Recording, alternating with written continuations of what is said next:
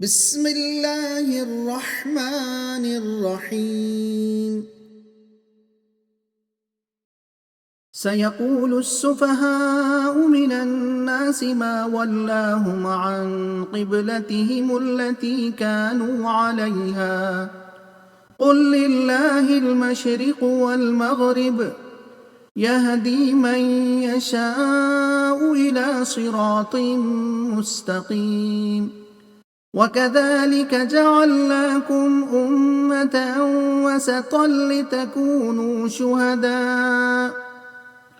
لتكونوا شهداء على الناس ويكون الرسول عليكم شهيدا. وما جعلنا القبلة التي كنت عليها إلا لنعلم من يتبع الرسول ممن ينقلب على عقبيه وإن كانت لكبيرة إلا على الذين هدى الله وما كان الله ليضيع إيمانكم إن الله بالناس لرءوف رحيم.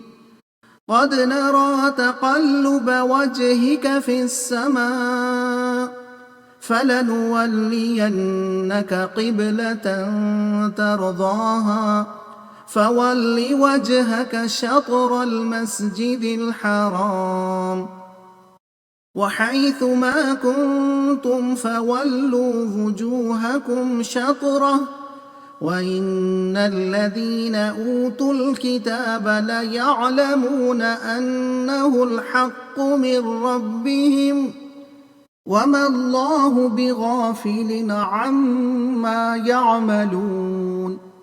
ولئن أتيت الذين أوتوا الكتاب بكل آية ما تبعوا قبلتك وما أنت بتابع قبلتهم وما بعضهم بتابع قبلة بعض ولئن اتبعت أهواءهم من بعد ما جاءك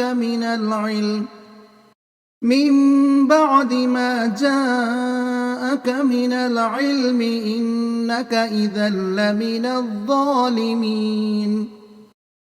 الذين آتيناهم الكتاب يعرفونه كما يعرفون أبناءهم وإن فريقا منهم ليكتمون الحق وهم يعلمون. الحق من ربك فلا تكونن من الممترين.